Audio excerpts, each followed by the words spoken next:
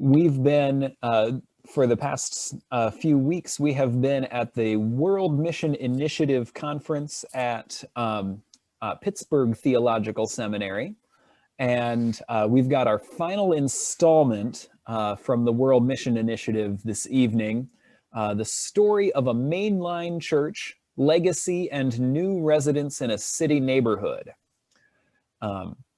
So we talked last week about how do we decolonize mission? How do we get these assumptions that we, the European Americans, have all the right answers, and all we have to do is just go there and tell you what to do. And if we bring a youth group along, we can even build it for you, and you're gonna like it, and it'll solve your problems, and you'll be happy. Done. Bev wipes her hands off and walks away. It's like the scene at the end of an action movie, right?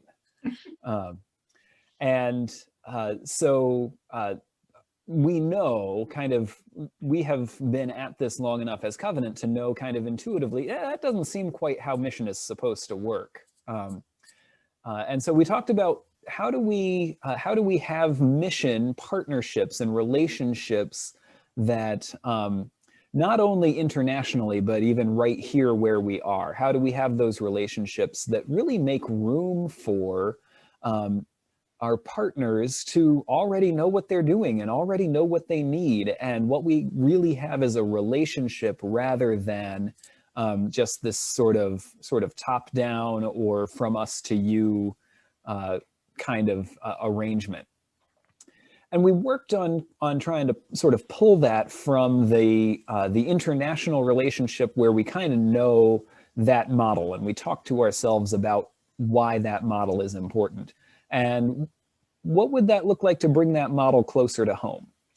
That's actually going to be what we're talking about this evening as well, because we all know that we want to care about the community around us, right? We want to care about West Des Moines and East West Des Moines, where John and I live, and Northwest Des Moines, where Ann and Bob and Marilyn live.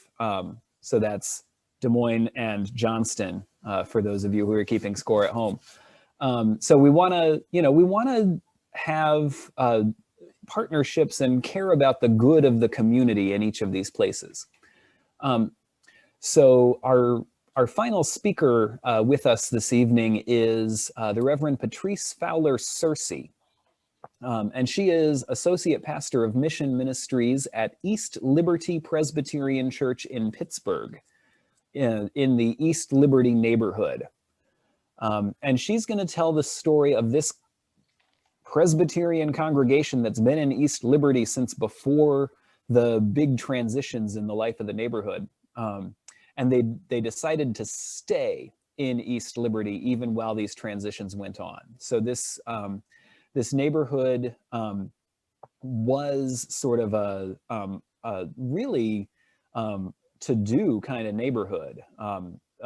Big shopping crossroads and surrounded by some of the wealthiest neighborhoods in the city. And then there was a redevelopment time when they lost a lot of their housing stock, and there was a big demographic change that we characterize as white flight. So the predominantly white population that lived in that neighborhood picked up and moved, presumably out to the suburbs somewhere. There was disinvestment economically in the community. And the congregation decided, this was a few decades ago, the congregation explicitly decided, okay, we're going to stay. And that means that eventually we will not be a majority white congregation, and that's okay. That is, in fact, a goal given the change that's going on in their neighborhood, because to stay involved in their neighborhood and rooted in their neighborhood would mean that they end up drawing folks who are not of the original demographic of the church membership. And so they went through a real discernment process about how do we engage with the neighborhood. Reverend Fowler Searcy is going to kind of walk us through the history of the neighborhood and the church's involvement specifically from about the 1960s up to today. So she's going to give us about, I believe it is about 7 or 8 minutes of history of the congregation's involvement in their neighborhood. So any questions before I hand it over to her? Yes, I have one. I would like to have Sue and Ann and Pam particularly give us comments after this on how what the speaker says relates to what happened in Cottage Grove. And I also, by the way, wonder if, I forget the name of the neighborhood, I'm sorry, not Evergreen. East Liberty? East Liberty. If East Liberty was also the victim of running a freeway right through their territory, as Cottage Grove was. Just wondering. Great question. I think I can answer that one. And you'll see, actually, she'll show us an aerial shot and then some of the changes. It does not look like it. So their neighborhood did not get cut in half by a freeway. But yeah, pay attention to how it did get hollowed out. And I love the point that you're making about that there will be some parallels that may hit close to home for the Cottage Grove folks.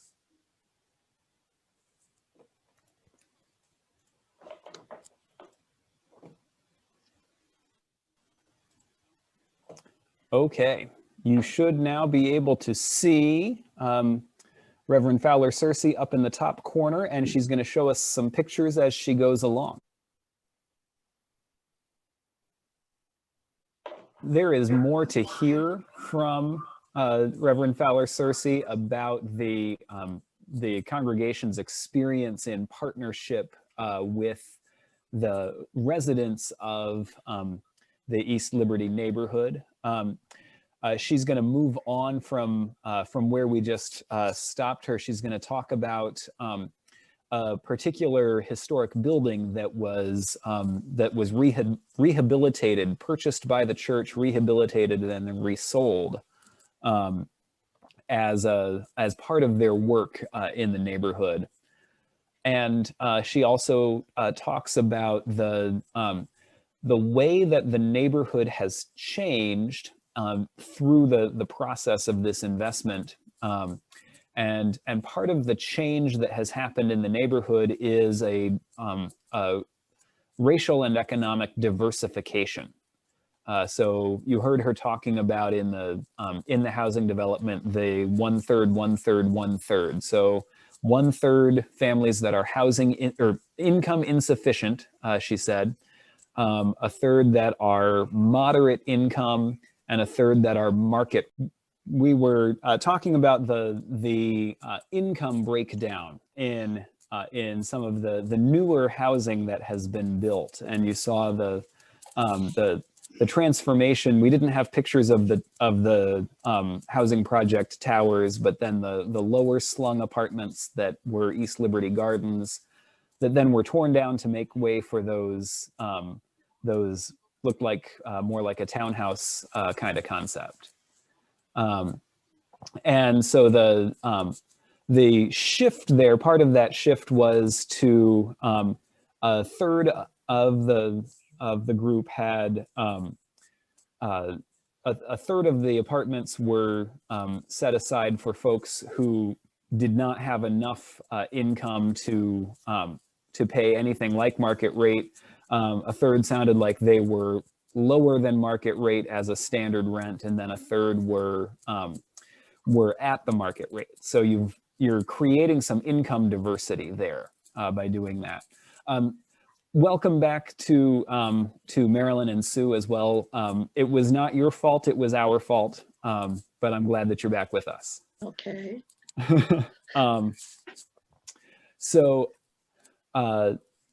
So there was this intentional work to bring income diversity into what had become a low-income neighborhood.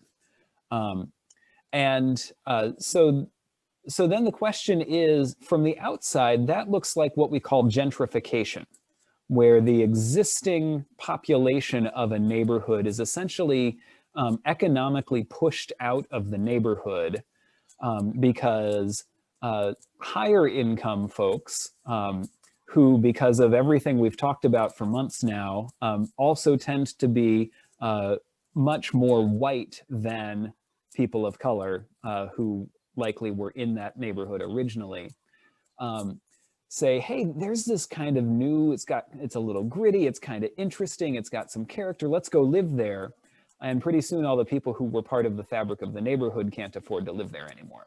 That's gentrification.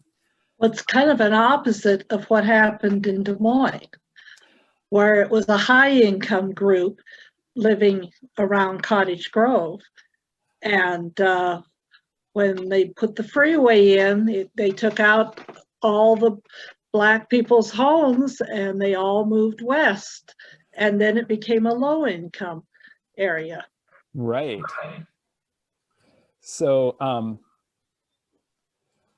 so yeah, there's a, that's probably what happened in East Liberty, probably about the same time, with that sort of that in East Liberty, it looked like it was urban renewal kind of clearing out some old housing stock, and let's put in some, put in some projects to provide housing for folks, as if we didn't just bulldoze 1 million square feet of housing.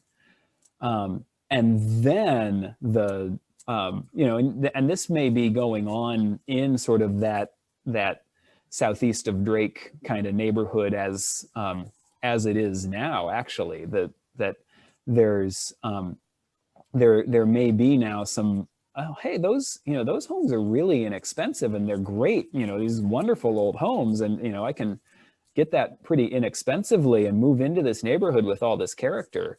Like William and Joyce. Right, yeah. I mean, that's a fabulous home. That's a fabulous home, yeah. But I'm sure they got it at half the price that it would be out in the in a different neighborhood. Yeah. And so that's that gentrification process. Yeah. We live just south of the freeway, 10 houses south of the freeway on 35th Street. And that was a could go either way kind of neighborhood, but we got our house at a very nice price, and the neighborhood has held up. And despite despite everything, it's being kept up. Yeah. So, but I don't doubt that the freeway and what was happening at Cottage Grove had the effect on our neighborhood too. There was some white flight. There was white flight. Yeah, I bet so. Several wealthy families that weren't going to live with Black people in their neighborhood. So when my brother went to Calumet in the 50s, there was one Black girl in the whole school. And of course, look at it now. You probably can't find many white people in the school. I guess I better relate to my little 9-block segment, because in my 9-block segment that has stayed mostly but not entirely white, which we wondered about. But we moved in with the idea that this house needed some fixing up, and the neighborhood was kind of on the margin, but we'd take our chances.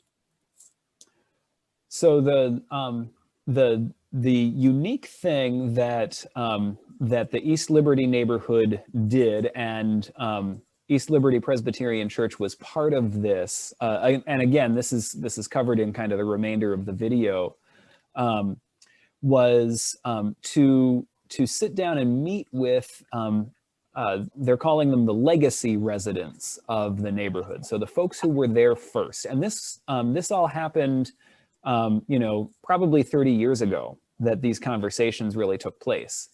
And really entered into a discernment process with the folks who were already stakeholders in the neighborhood. And they completed a neighborhood development plan. Actually, my neighborhood association in Des Moines is actually right now going through another new neighborhood development plan, which they renew about every 10 years or so, it sounds like. I was just at their meeting last Thursday. on this very same screen. So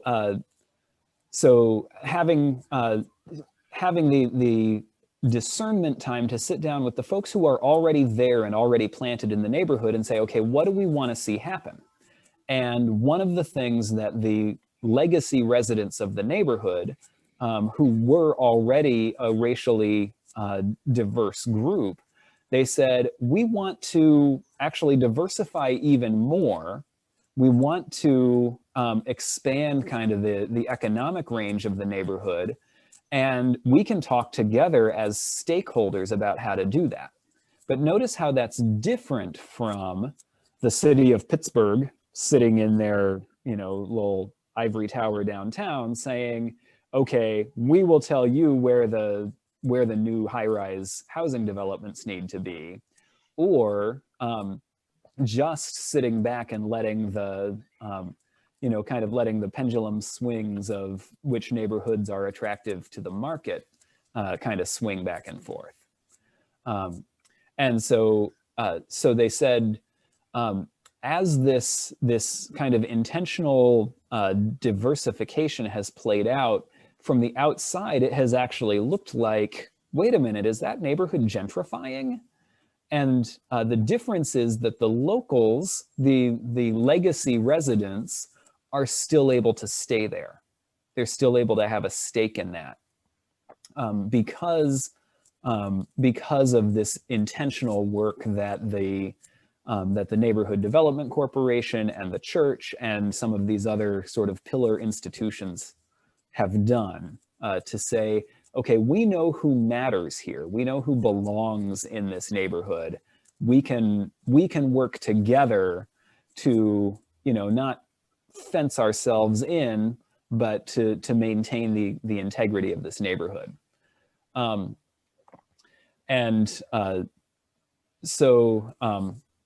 So Reverend Fowler Searcy tells us about kind of what it takes to have those relationships with one's neighborhood, and the kind of whether it's your own neighborhood or another neighborhood, is, again, these are the things that we already know, and it's just a matter of bringing them home. We don't have answers until we really get to know the person that we're talking to, and the neighborhood that we're settled into. This is important, I think, for a lot of churches need to know this, but she said, you have to honestly discern the congregation's strengths and limitations. The congregation is not going to be able to do this all on their own, and they shouldn't, but instead partner with other entities, other groups in the neighborhood, whether they're a development corporation or other congregations also in the neighborhood, who have other strengths in knowing kind of where are we, what do we need to do, how do we do this? So the church does not have to be in the lead. And again, I think that's just, I'm preaching now, but one of the things the church needs to do, the church, this white church tradition that we belong to, part of what we need to do is to step back a little bit and allow the other folks who already know what they're doing to actually be leaders, and let us just point to, hey, this is going on, and we can, we bring something to this, but what we bring to this is not all the answers. What we bring is the willingness to discern where God is at work, and to Patrice, again, take risks and be uncomfortable, step into, I don't know where, what we need to be in relationship here, but hey, let's do this. And again, this can also sort of, I think this can also go along with one of the insights that we had from Decolonizing Mission last week, talking about the way that maybe being in mission in our community is not, we adopt this neighborhood over here and we're going to go fix it, but maybe we partner with a church that's already in that neighborhood and say, hey, we're feeling called into relationship here. You already are in relationship here. Maybe we are in mission together to this neighborhood.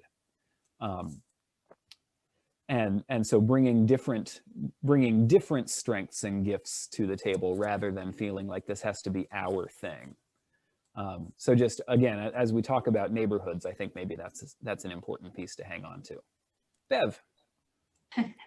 Well, I guess my question there is to talk about colonizing thoughts, processes. We're presuming that they want to hear from us, the other church. Right. Is that, or is there a team that goes in and gets a feel if they want help? Or if we want to be, do they want to be paired with anyone? Am I misunderstanding your? No, I like that question. And so the question is, how do we know that they, whichever they we're talking about, that they want someone to come partner with them? Right. How would folks think about that question? All the rest of y'all. Go ahead, Warren. Maybe Marilyn can help me on this. We joined the church in about 81, so I'm estimating this would have been in the mid 80s. Covenant, I don't know what the word, we didn't partner, but we supported, maybe be the word, Anawim. And the woman was a nun, Sister Neal, if I recall.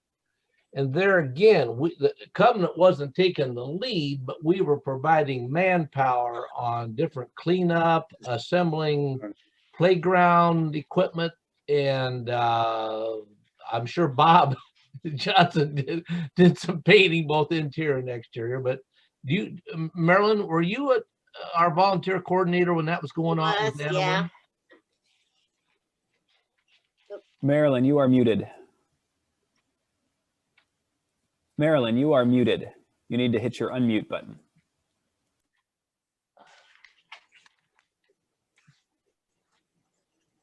There you go. Take it away. Okay, in the 80s, we partnered with Anawim, a housing development. Yeah, that was it. And we did, marshals are nodding, and I'm sure their sons were involved, as were our youth group. Yep. And we did a lot of just tearing the old apartments, tearing out the insulation and whatever. And then Anawim would arrange for the actual rehabbing of the apartments. But we did the, what would you call what we did? The demolition. Is that how you do it?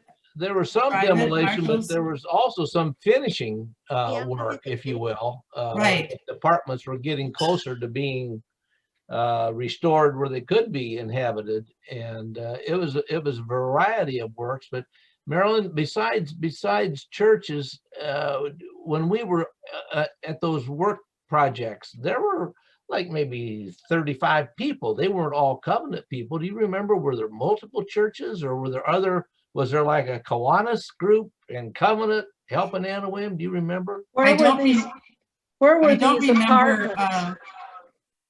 Go ahead, Sue. Where were these apartments?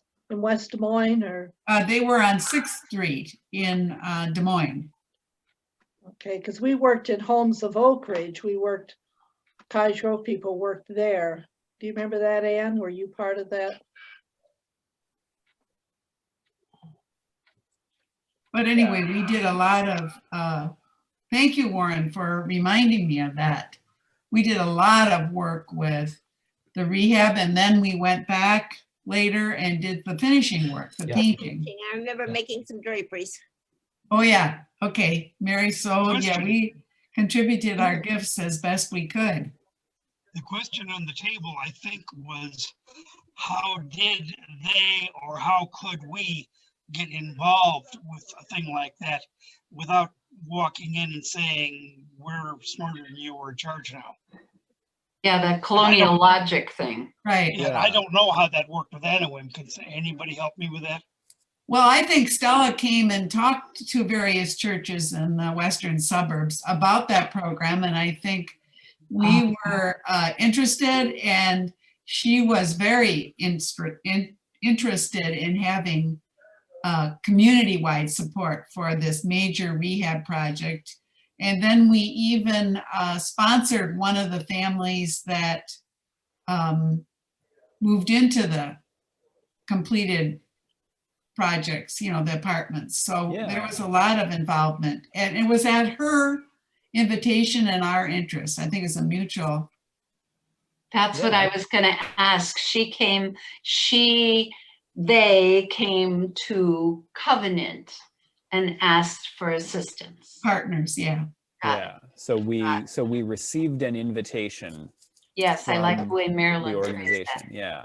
Yeah. I can't help but relate this to some things I've done with the presbytery, where Ooh, good parallel. if you're not very careful, you're going to be perceived as, oh, those people from presbytery, what do they want? How can we make them go away? And it may be just an odd parallel, but I see it very clearly. If they don't want us, we ain't going to be there very long. That is a very interesting parallel. I like that. Go Just, ahead, just Warren. one last comment. Anawim, the thing that I remembered that I liked about them was, you know, some organizations put out a call for volunteers. You show up and then they're not organized. You stand around for 2 hours and nobody gives you any directions. Anawim had building people, construction, electrical, plumbing types that knew what they were doing and didn't expect us to come in with a whole lot of technical knowledge, but they could get us up and going pretty quickly depending on your age and prior experience. Helpful. That's the thing. We didn't stand around idle twiddling our thumbs. They knew what we were going to accomplish that day. We knew approximately what we'd be doing. It wasn't like we just showed up, nobody was there.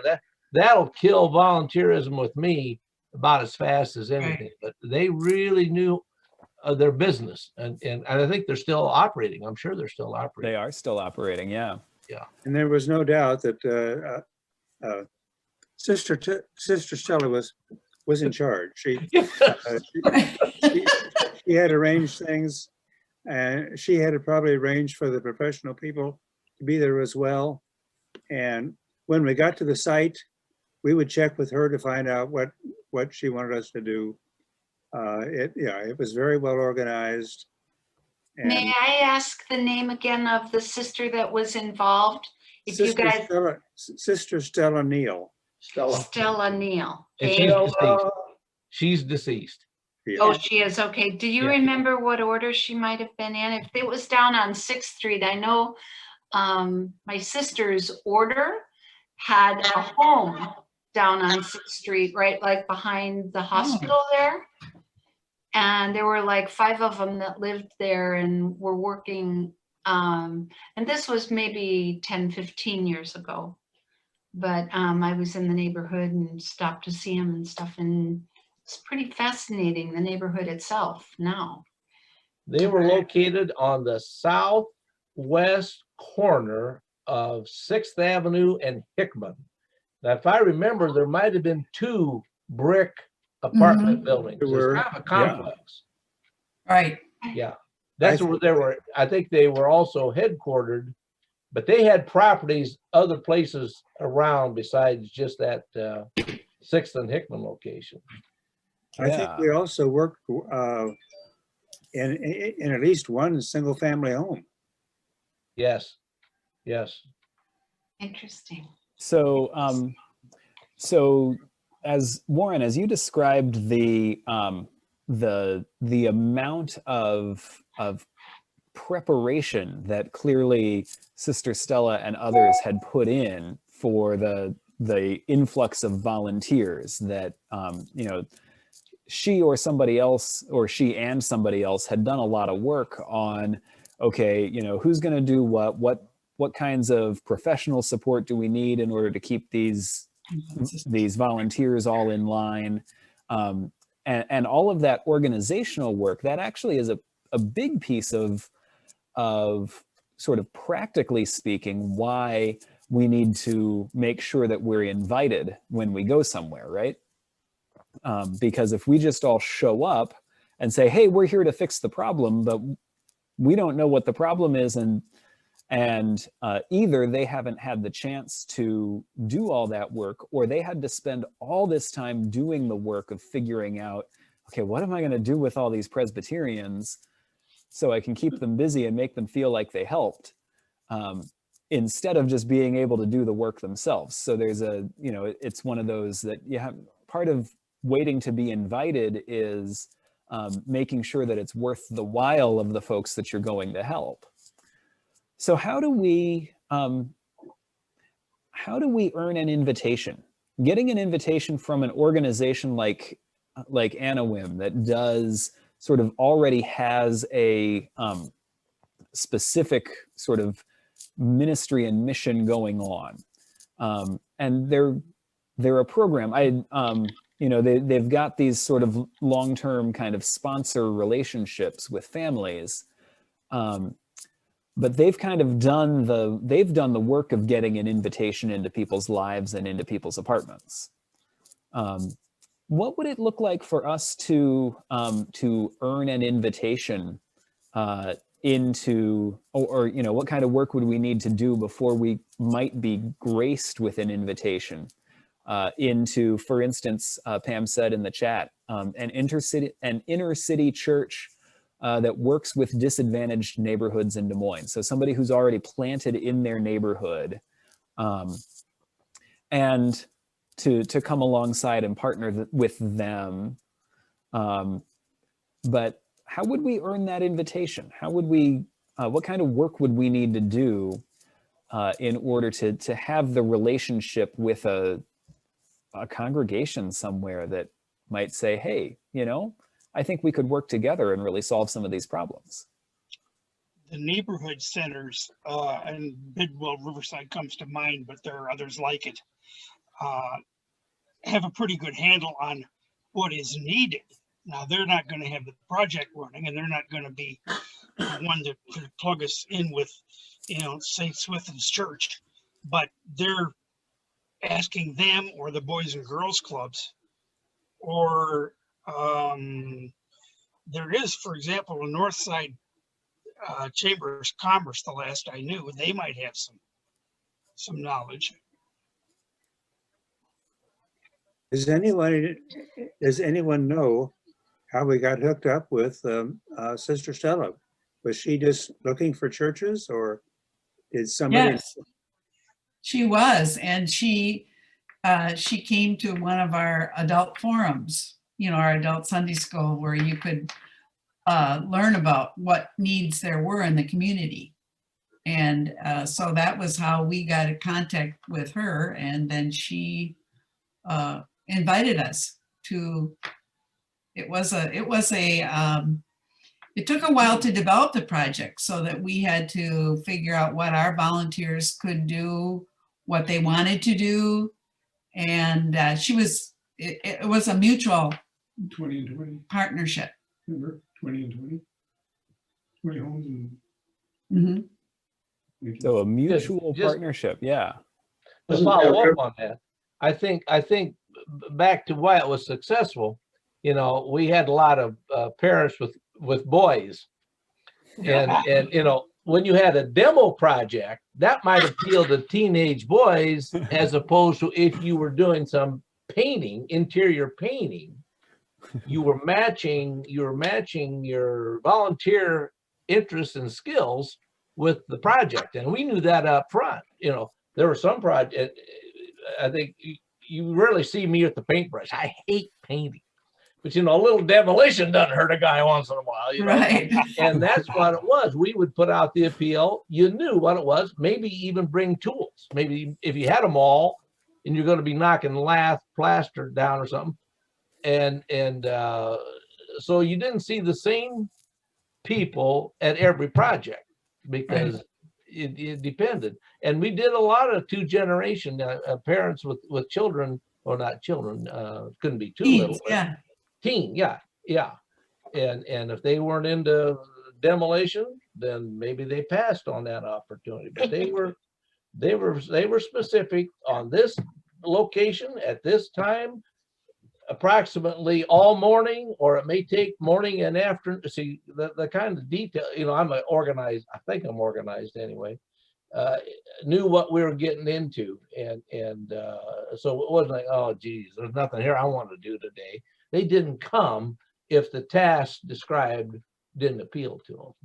Well, Marilyn and Reverend Stephen Severson had us involved in delivering food all around that area.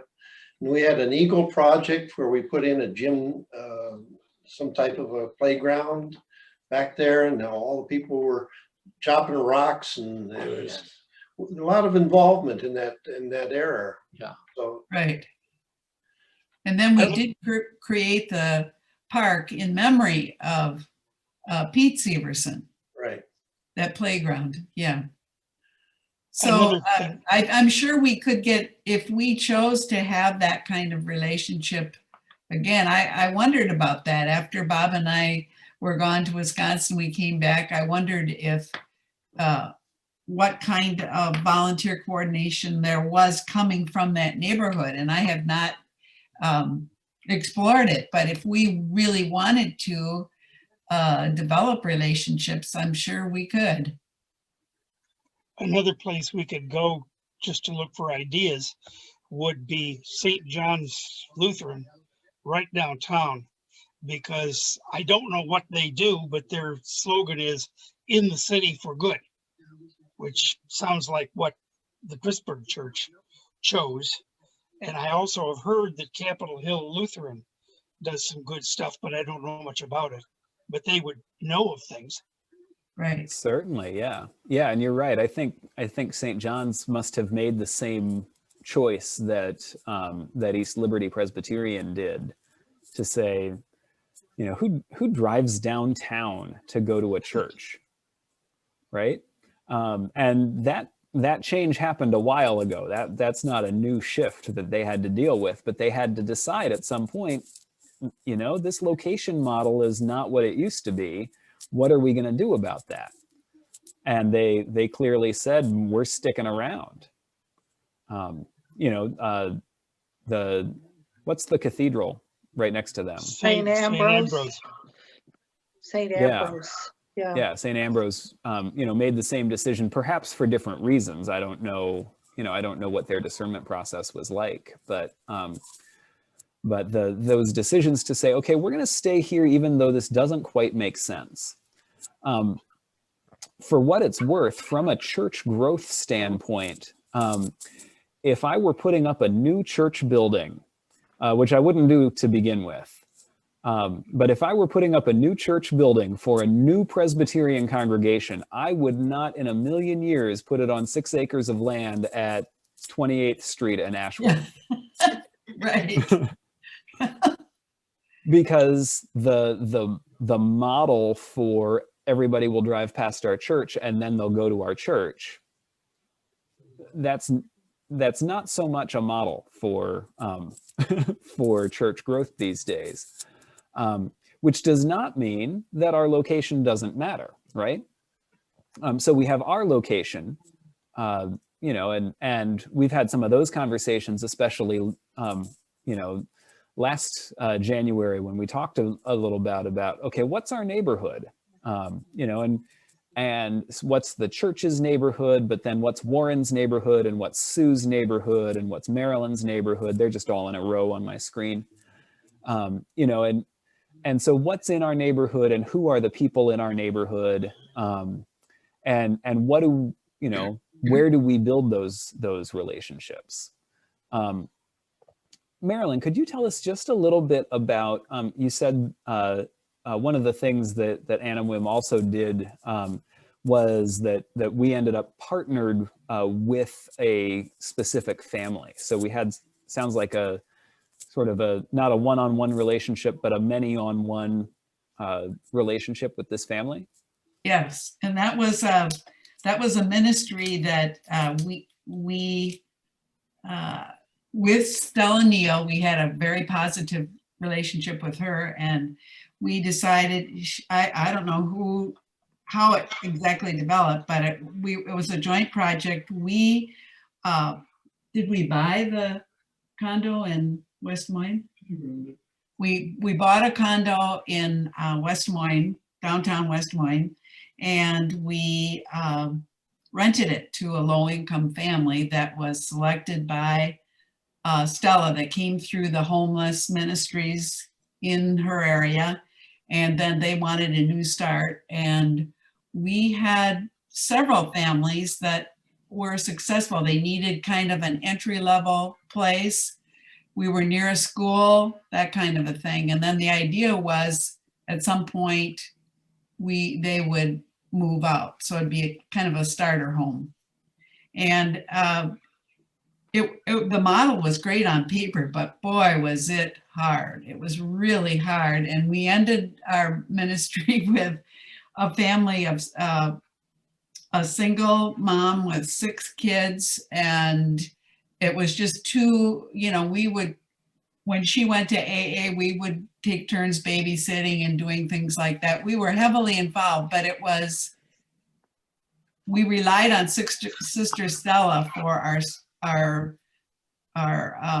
advice, our direction. And she was in her home in the inner city. We were out here in West Des Moines, and it was too complicated. The one-on-one didn't, we decided as a committee, and the session agreed that we would sell that unit. It really was hard to bring families into West Des Moines, even though it was the older part of West Des Moines.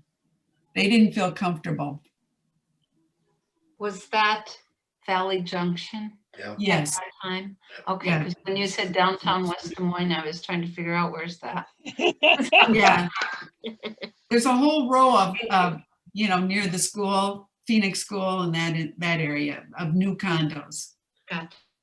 That Phoenix school is now a bunch of apartments for artists. Yeah, I heard that. So we had Yeah. to paint the apartment before they moved in. And the day before they moved in, we went there for the last visit, and I opened up the screen door to go in, and there was about a 5-foot snake that had bored his head into a crack. And if we had not gone on that last trip, the first entrance in the home would be open the door and see this snake. Whoa. I grabbed him by the tail and gave him a toss across the street. Oh, that's neighborly. Yeah. What are you gonna do? Yay. That's funny. Boy. Wow. So yeah, there are pieces of that. Particularly the amount of kind of dirt under your fingernails kind of relationship that you've got there. That is a big piece of this kind of transformed sort of mission relationship. And it's hard. Like this decolonized way of being in mission is much, much harder than either just, I went somewhere and built a school, or, I parachuted into somebody's life and decided what they needed and then, wiped my hands and walked away.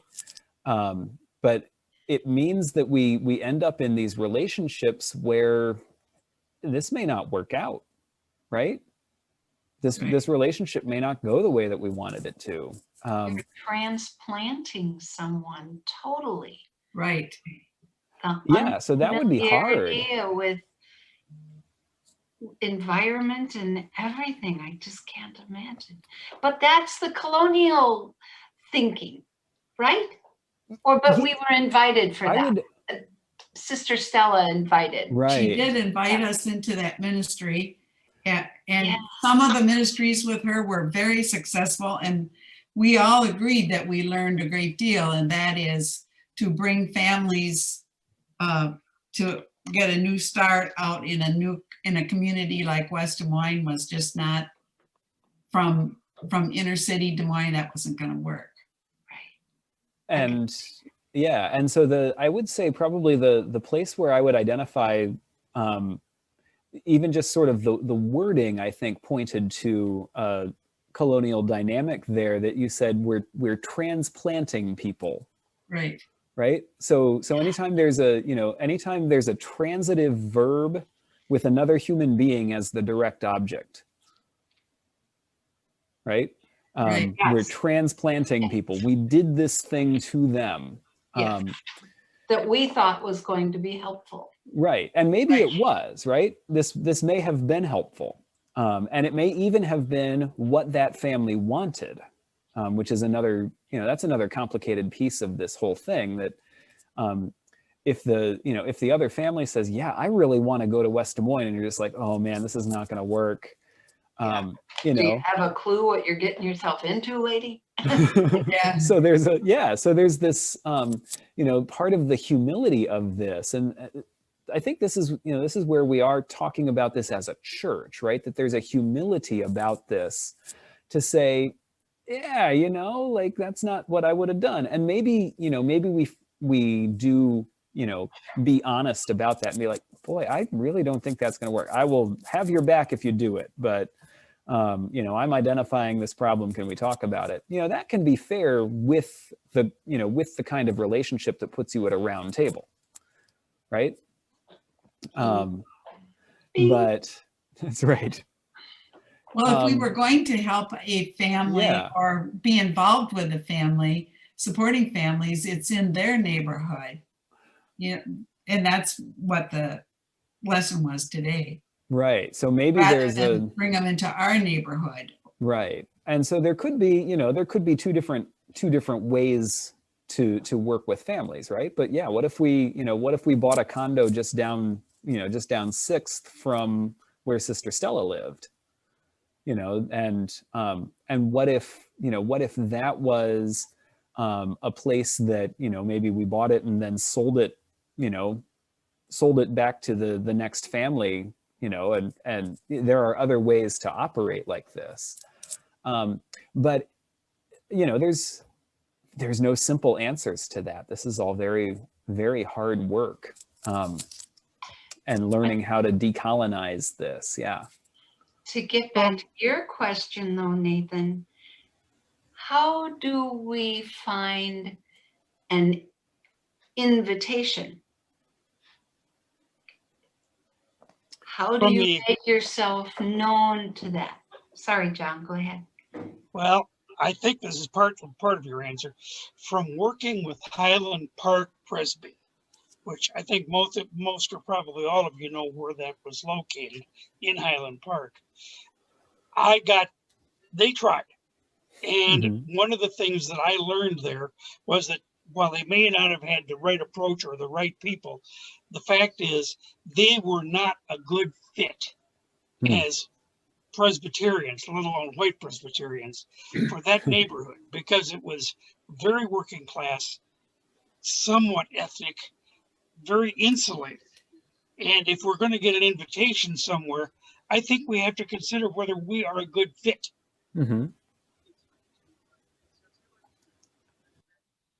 But if people are willing, is that, I mean, if your congregation is willing to do something, does that not help with the fit? We're talking, I think, mostly about developing an ongoing, intertwined relationship. And Nathan, I'm pointing at Nathan here, can tell me whether I'm totally off base or whether that's what he's getting at.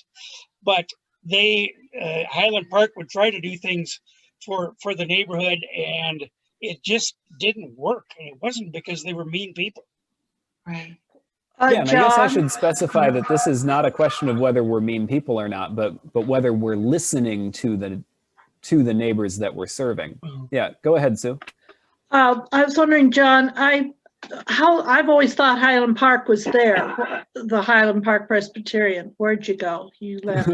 John just dropped out. He'll be back soon.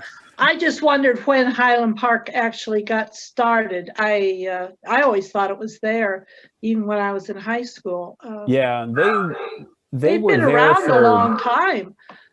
yeah, they were a church for probably 130 years, Oh, yeah, and they yeah. just closed a couple of years ago. yeah. But, I mean, what was John talking about? When did they, Oh, there You he said- is. He's back.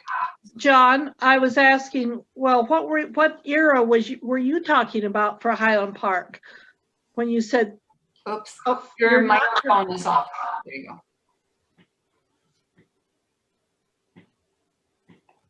Unmute. He is. He's trying. unmute. There it There is. you go. 5, John, 6 years ago. 5 or 6?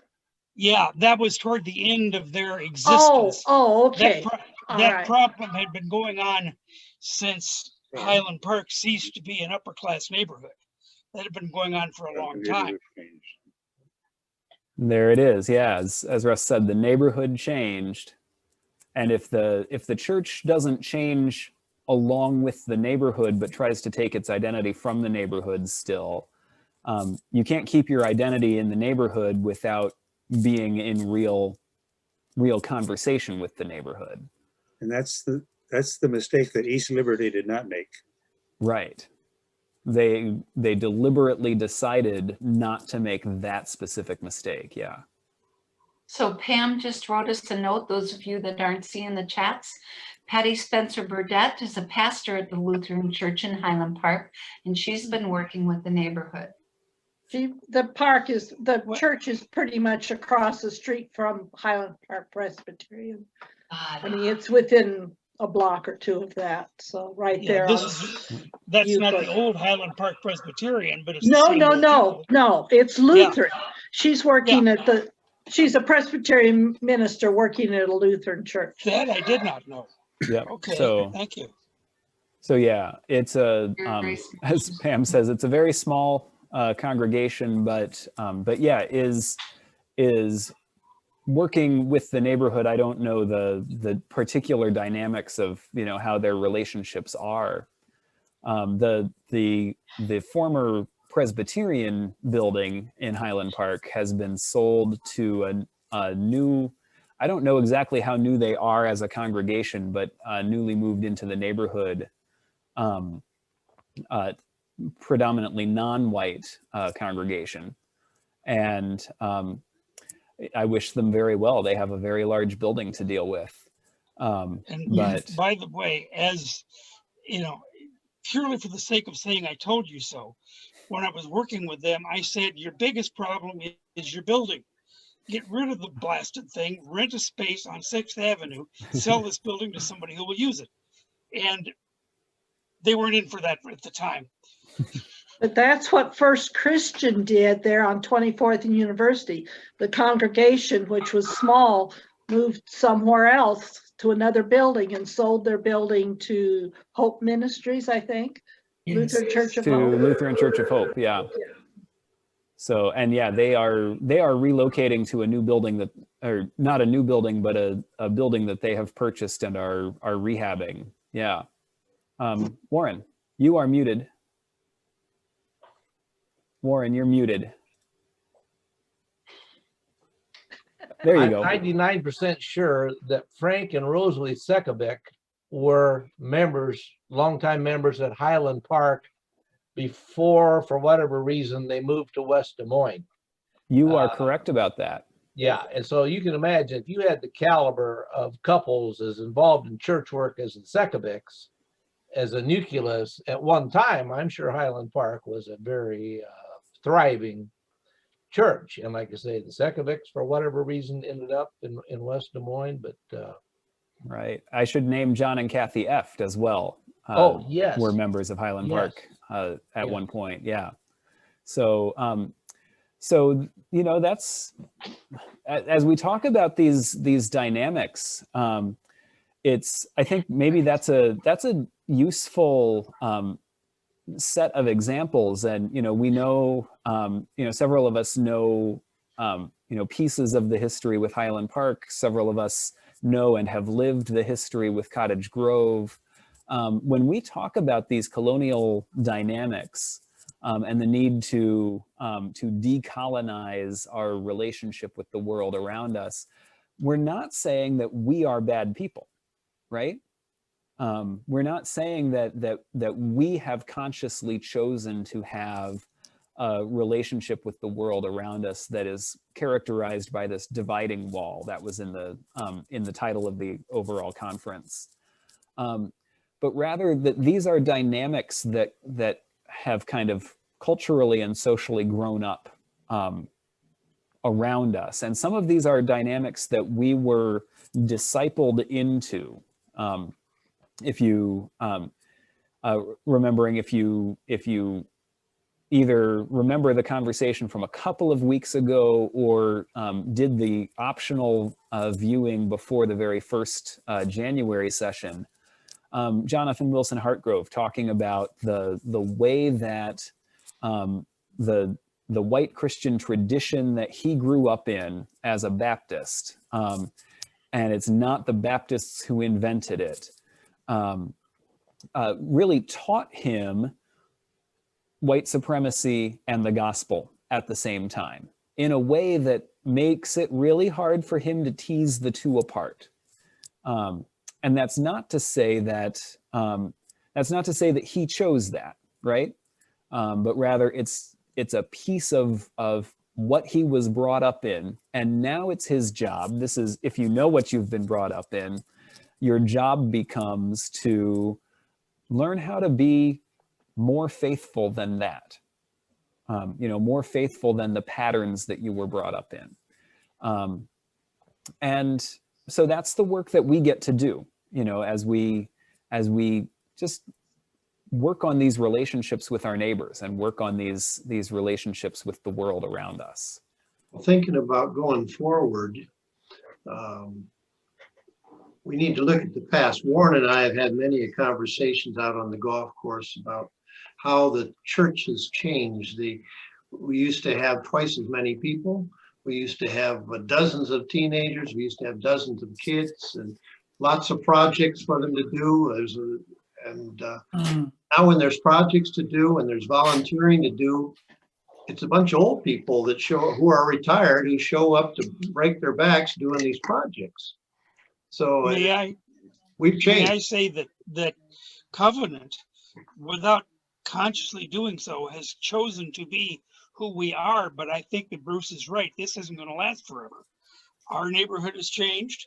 Our demographic has very much changed. I'm pleased that we have some younger couples, but it's still basically an old white folks home. And I think that you may be hitting the nail on the head, that we may have to think about that long term.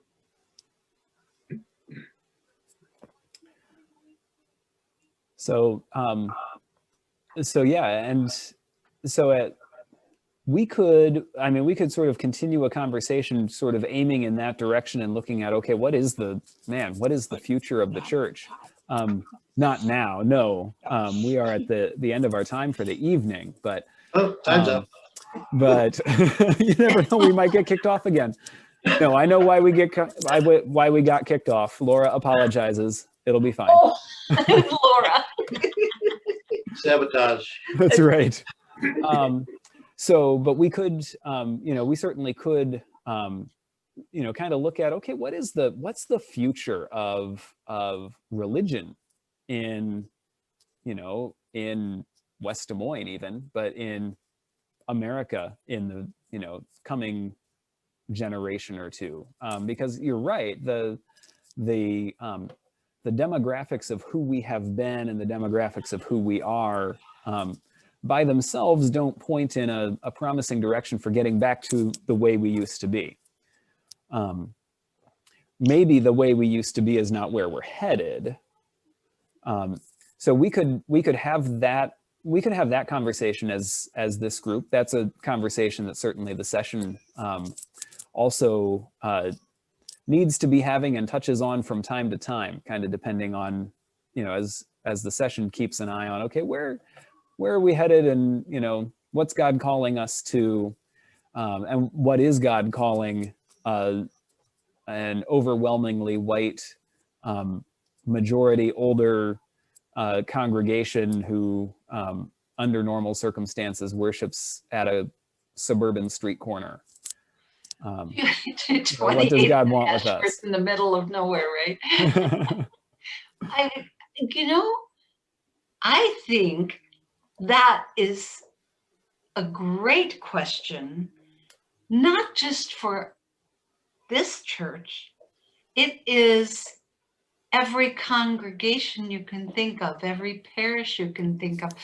I'm talking with friends that are in my circles that are like, my kids don't go to church. They were raised differently than that, but they've chosen to take their kids to sporting events because they don't have any other time to do it. And I mean, the world is evolving somehow. And do you guys find that too in the people that you hang with? That other organizations that I belong to are decreasing in membership, like women's organizations. They don't need their organizations for social life anymore. Right. They do other things for social. Well, they're doing many more family things. The younger people are doing things differently. They just are different. They have different thoughts. It's not, church isn't one of them. Warren is the business professor here, and I'm sure he could teach a class or three on how if you don't have a product that anybody wants, you're not going anywhere. And at some level, white suburban Presbyterian, I say that advisedly, Christianity is not a sexy product in most places. So we may have to think about who we are. Okay, I think I know where we're going next week. We're knocking on doors trying to find more people to come to church. How is John bringing in the sexy part here? It's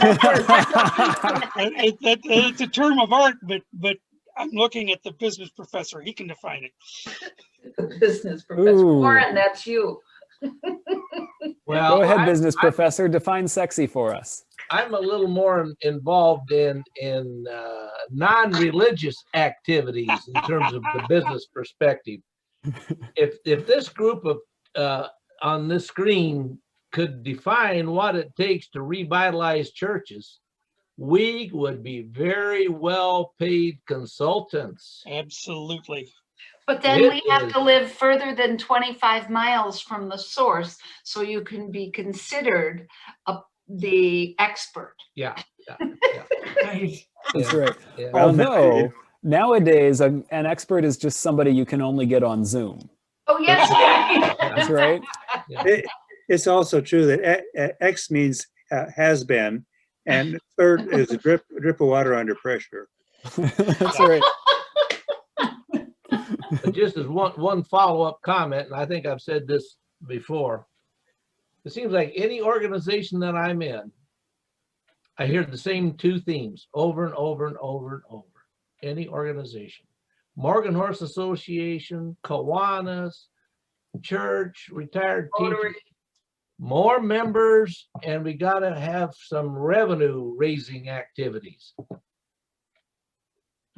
It's not just church. It is not just church. Trying to figure right. out why don't they want to belong to these organizations. So it's a dynamic that somebody a lot smarter than me can probably figure it out. But it's not unique to just decreasing church membership and church involvement.